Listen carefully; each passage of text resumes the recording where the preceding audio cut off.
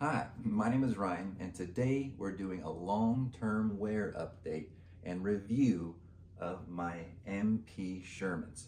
In this video, what I want to talk about is the QC of the boots, or that's the quality control of the boots. We're going to talk about sizing, comfort, the difference between the MP Sherman and the CMP Sherman. We'll talk a little bit about value, and then we'll have some on-feet footage for you to review. So thank you so much for clicking on the video. Please enjoy.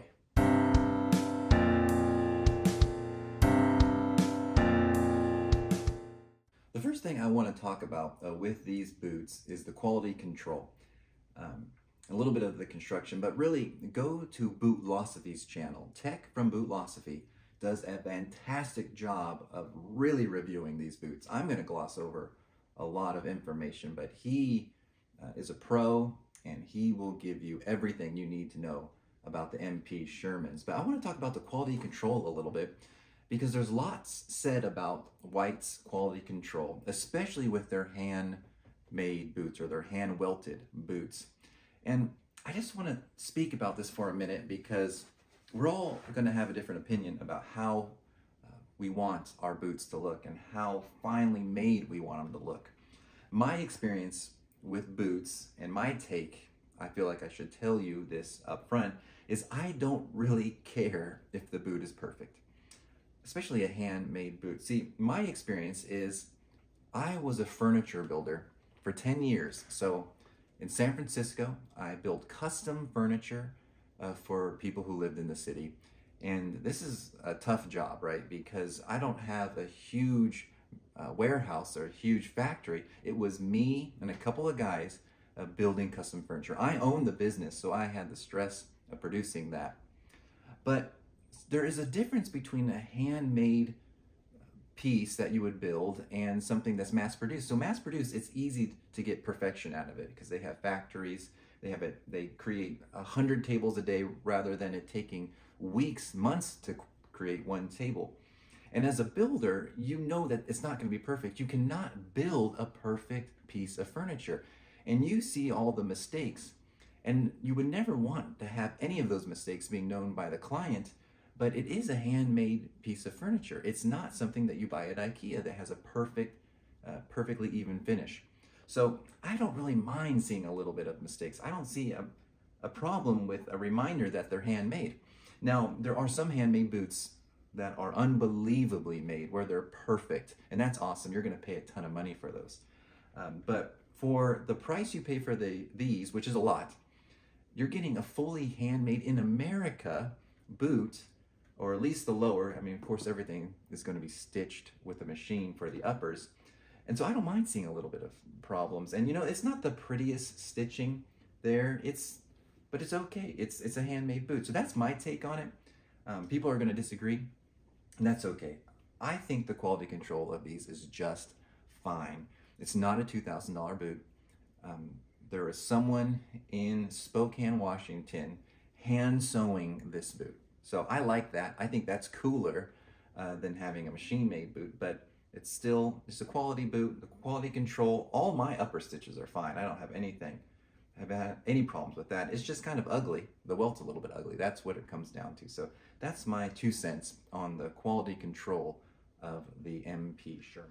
I want to apologize about the quality control segment. I really should have had the boot like this so you can really see it. I don't know what I was thinking. So I'm going to talk about the sizing of the boot while giving you a close look at it so you can kind of see the quality control up close. So the sizing of the boot, so I'm a 13D on the Brannock.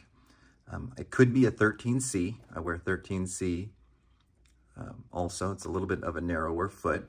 So what I did, I took a gamble on these bad boys, because if you notice, the last is really elongated. It's a very long shoe.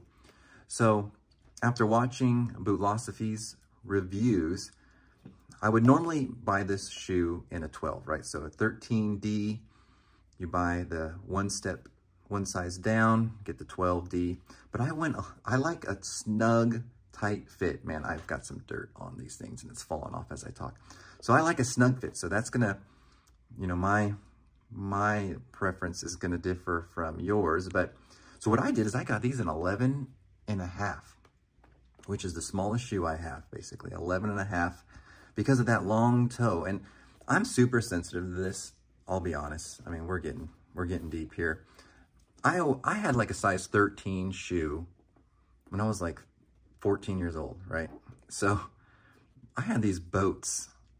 I know I have some friends that have 15s, but it's like, I always hated how long this section was of the shoes I would buy. You know, when you buy a pair of shoes like Nikes, they display a size 10.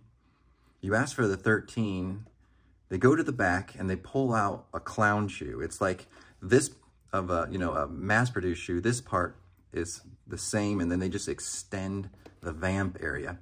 So I knew this was a long last. So I went with a shorter shoe, and these fit great. So that's wild. 13D, but 11.5D for the sizing on these boots, and they fit great.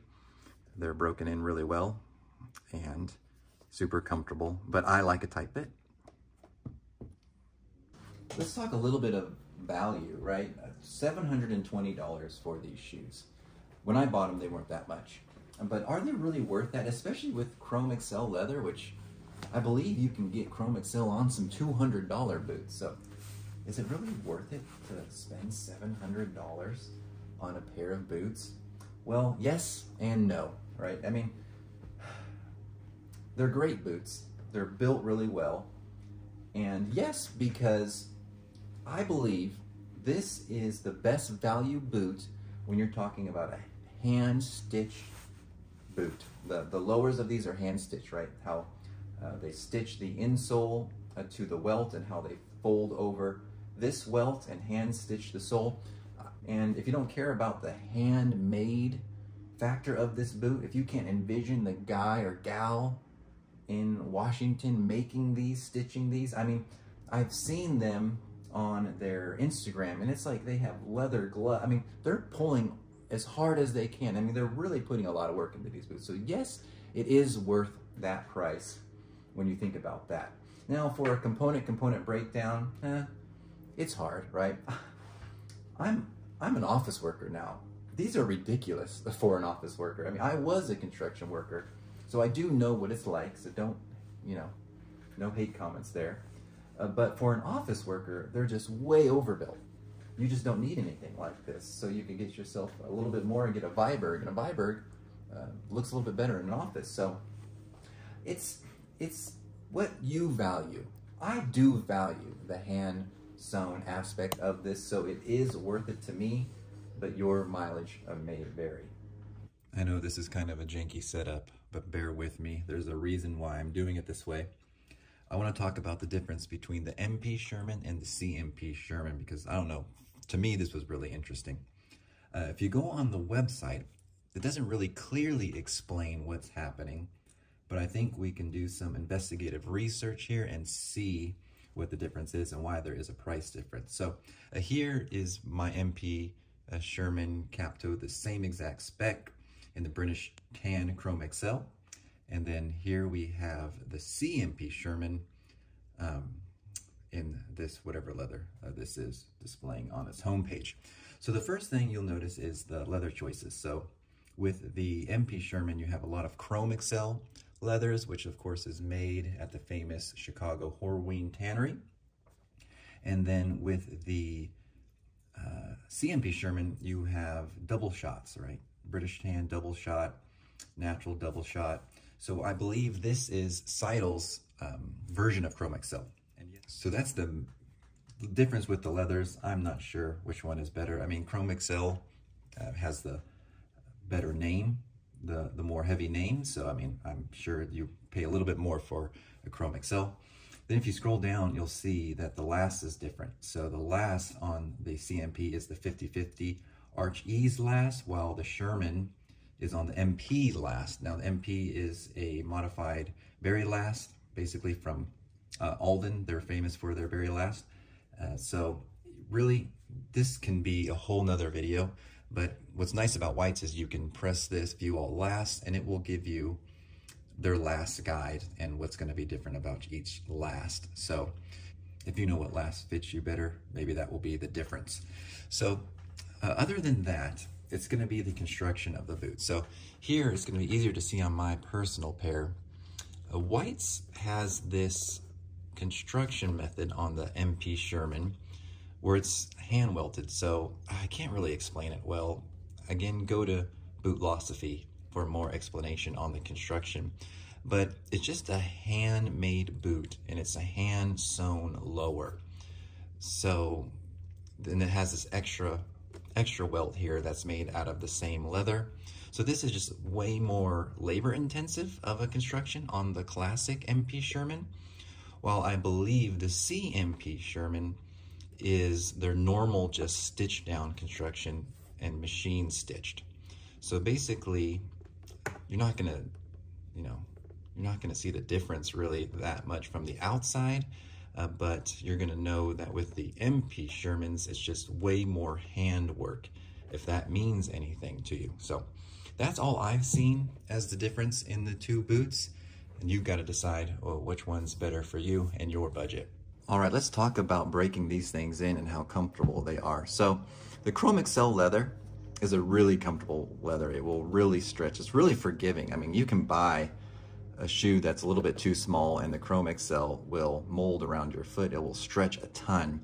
But where these things are really tough is how much leather is under your foot. Now, it's amazing. I mean, if you want the most leather you can get under your foot, you're gonna buy a Pacific Northwest boot. And Whites, you know, they're going to, this is a, how can I say, this is a more casual version. So it's not as beefy as their normal shoe, but still right here with the leather shank, with the insole, with everything, there is, it feels like there's an inch of leather underneath your foot, which is really cool, right? But it took me forever to break these things in. I mean, it is like insanity how hard these wear at first. And it has amazing arches support. So this is something I need. So I went to the Good Feet store about 15 years ago and bought an insert because I have flat feet that give me arch support. So shoes like this are really nice because the arch support is so good, I don't need my inserts in these shoes. I mean, and that makes a big deal for me. Not having to wear that insert, I can just slip these on and the arch support gives me everything I need. So now that it's broken in, it's really comfortable, but it took a long time. For example, with arch support, while we're talking about that, like in my Thursday boots, my Grant Stone boots, with my Lewis Jet boots, I mean, all of these boots, I have to wear that arch support, but with my old Alden Indies, with these, I don't need to wear that arch support, so that makes it way more comfortable for me personally. Thank you so much for watching. Please let me know if you have any questions about it, and have a good one.